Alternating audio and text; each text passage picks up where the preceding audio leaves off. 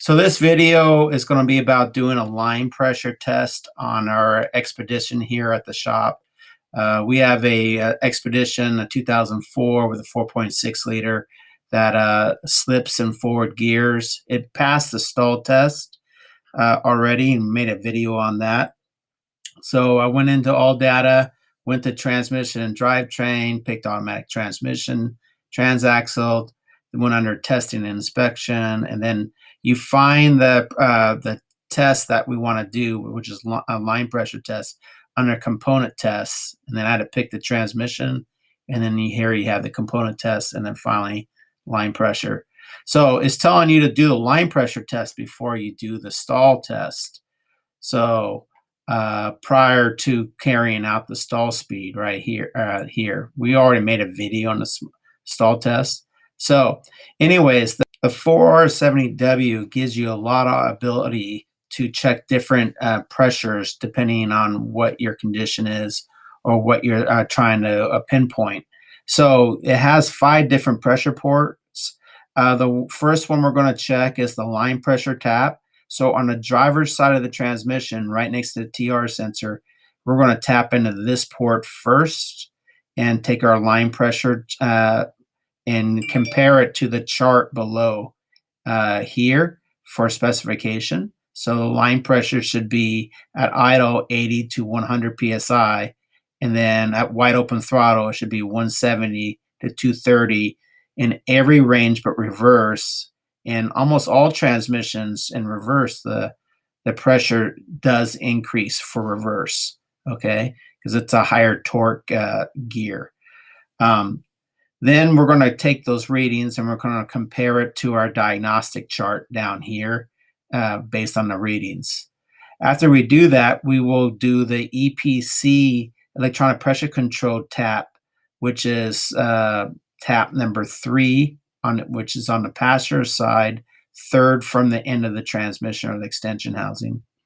And then we will compare that at idle, which should be 30 to 40, and at wide open throttle, which is 110, 115. During reverse, we should see 20 to 30 psi, and then we should see at 85 to 95 psi in reverse for the EPC pressure control tap.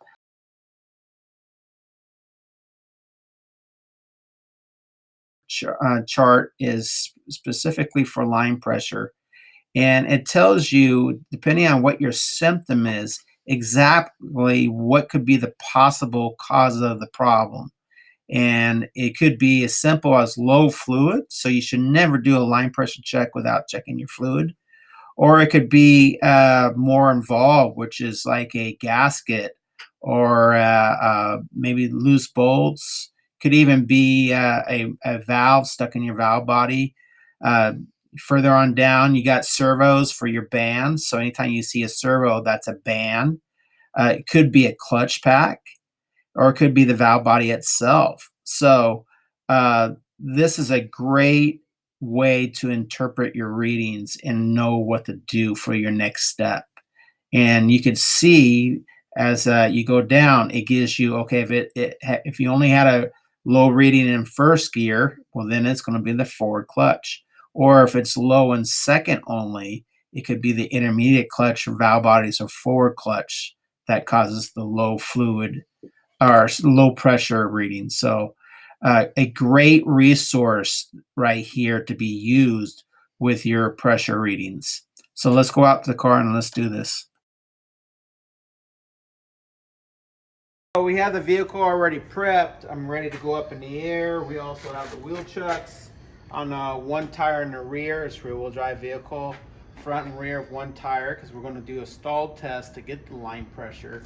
Already checked the fluid level. Never do this without checking the fluid level first, because that will cause your pressure readings to be all out of spec. So we're ready to lift this up and hook up a gauge.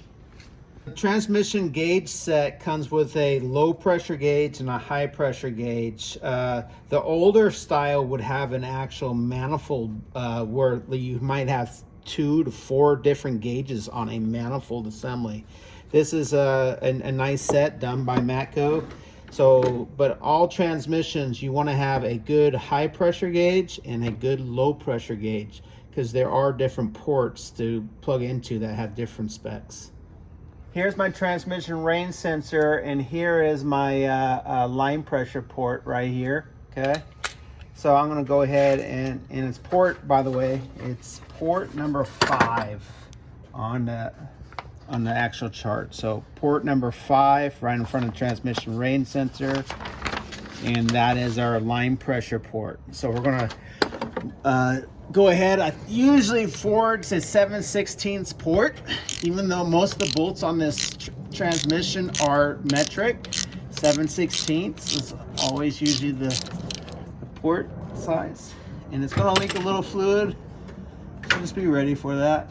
I'm going to put a drain bucket underneath because I don't feel like mopping. And we'll leak a little bit of fluid. It's fine. And I'm going to go ahead and grab my hydraulic hose.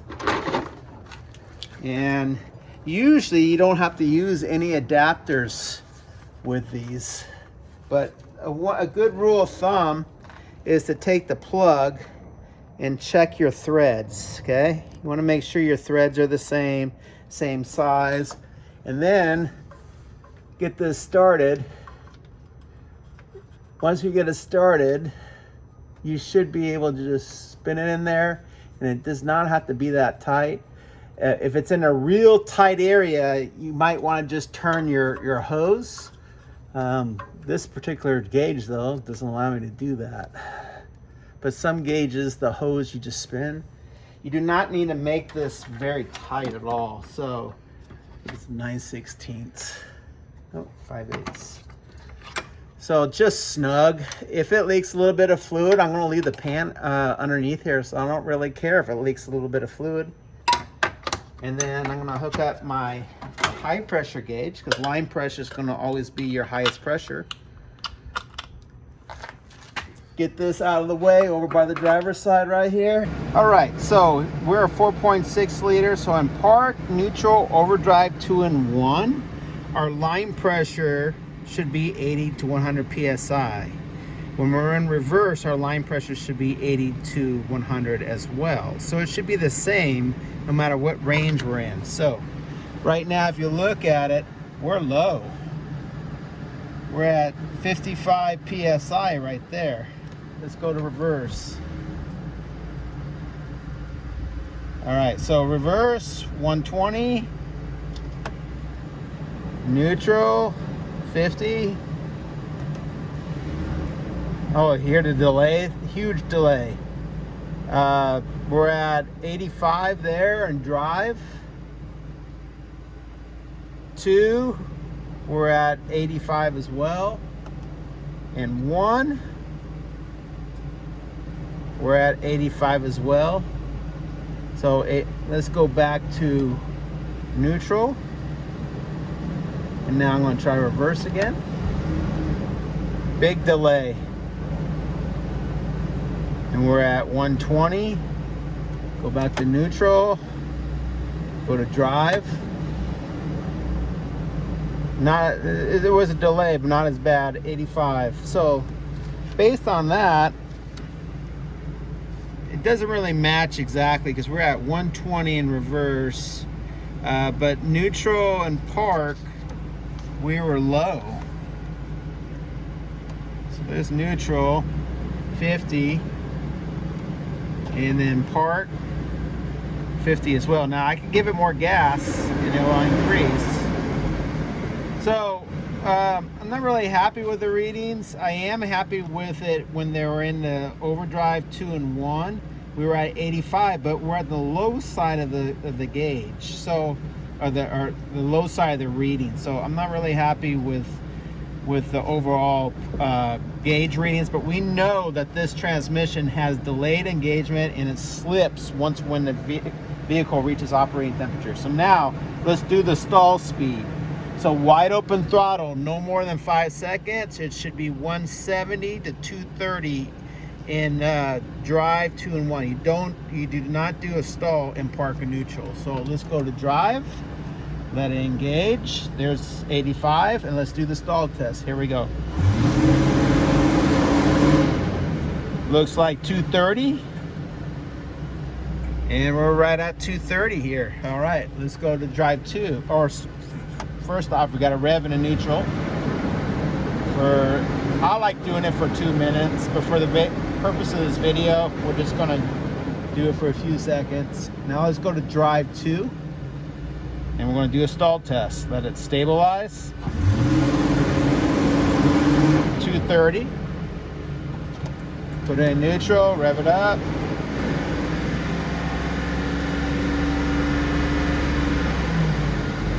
Two minutes. Put it in first. Let the pressure stabilize, and wide open. 215 it looked like. So, or no, 225. Okay, neutral, let that cool off. So I'm in spec on my wide open throttle. What's interesting, I'm on the high side of the spec here, but I'm on the low side of the spec in idle, and I do not like my park and neutral pressures. We did a transmission flush on this at the high school, and the fluid was completely contaminated. We need to drop the pan because my guess is the filter is probably plugged. All right, so let's go ahead and do reverse now. Reverse needs to be wide open throttle 250 to 300. That's why you got to have a really high pressure gauge. So let's do this now. My gauge goes to 400, so no problem. Gonna let it stabilize. 120 at idle. Looks like 285 at wide open throttle. And if I look at my spec, I'm on the high side here. So I'm happy with that pressure reading. So bottom line, this is what I think is happening. We know this transmission's fried, okay? We did a transmission flush. Fluid's contaminated. It has tons of friction material in it, and it's burnt. I personally think that the transmission fluid or transmission has contaminated the filter, and that's causing me my low readings at park and neutral. But the pump is able to overcome that at wide open throttle. That's why our readings are good at higher RPM and in wide open throttle stall tests. So this transmission has to come out, bottom line. All right, so we're going to go ahead and switch ports now, and we're going to go to our EPC port. So this was our line pressure port.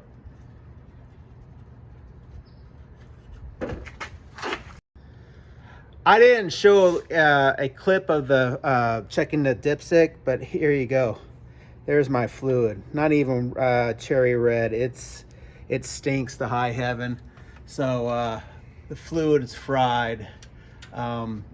Maybe we'll make another video of me dropping the pan, and then we'll cut open that filter and see what the filter looks like inside. But the purpose of this video was just to go over checking line pressure. Now we're going to go ahead and check our EPC pressure. So if I get my instruction sheet, we want to check the EPC pressure tap so we can compare it to the EPC readings. So EPC pressure tap was number 3. So 1, 2, 3 at the passenger side of the transmission.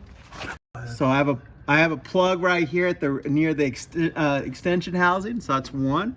Then I have a plug right here. That's 2. And then I have a plug right here, and that is number 3. That is my EPC solenoid. So I'll get a socket and we'll take this out. And I got to get a short socket.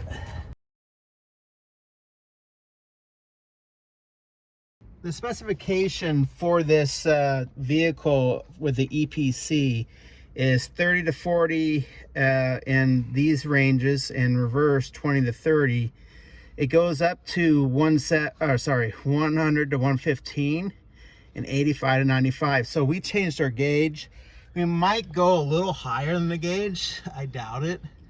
So it's okay to go a little bit. You wouldn't want to do this too much, but it might reach 100. We'll see how it happens. But we did switch the gauge because we wanted the readings to be accurate at the bottom end. So this was a good example of switching the gauge. Here we go. All right, so park, we're at, You can read it out, Jordan, because I can't see. Looks like we're about 8. 8 psi. 8 psi. Should be like 30. How about reverse? Should be 20 to 30. It's about 28.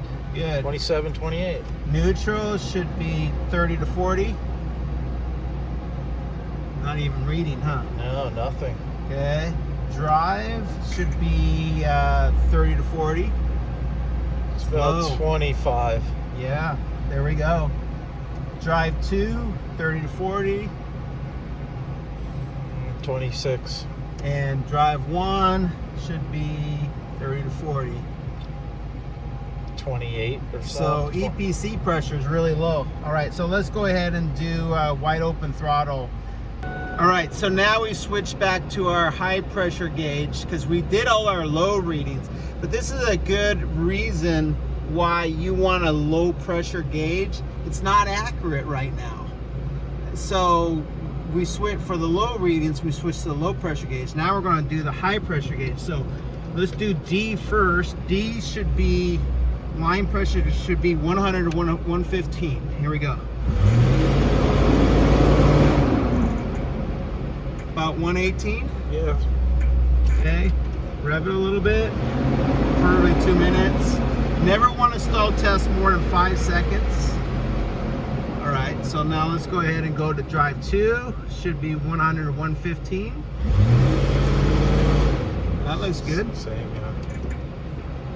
Rev it up.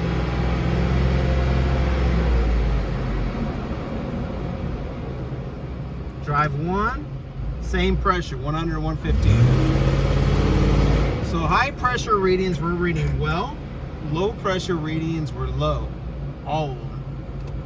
And now let's go to reverse.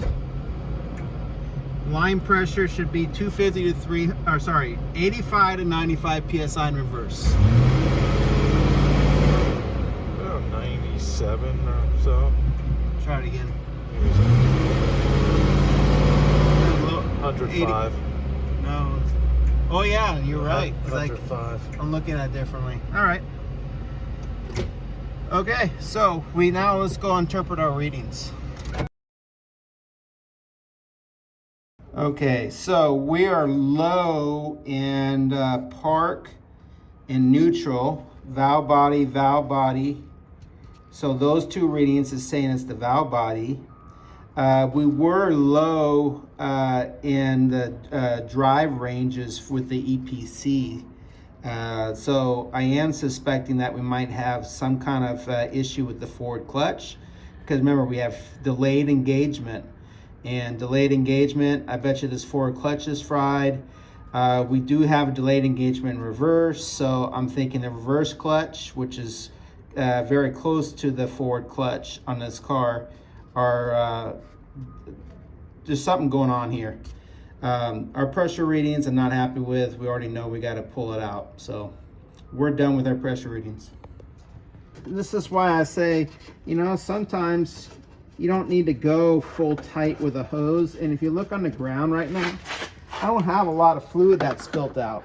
Okay, so people would put a wrench on here. You know what, just stick a bucket under it. It's okay if it leaks. You could spray this all off with brake clean, and we wouldn't be doing that anyways, because this transmission has to come out.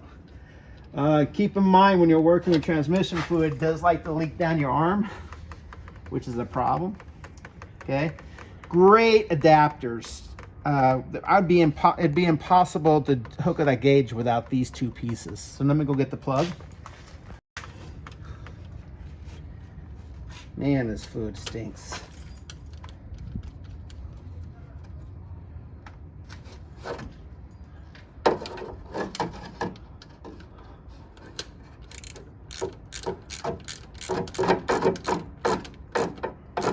And like 2 fingers tight is all, just like an oil drain plug bolt.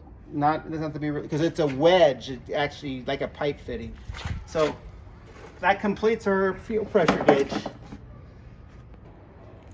So we're all cleaned up, and that concludes our transmission hydraulic pressure test, or line pressure check. Gotta have 2 different gauges, preferably maybe 3 or 4 gauges, one that goes from 0 to maybe 50, and we could probably have used another one that went from like 50 to like 200. So the more gauges, the better, depending on your application.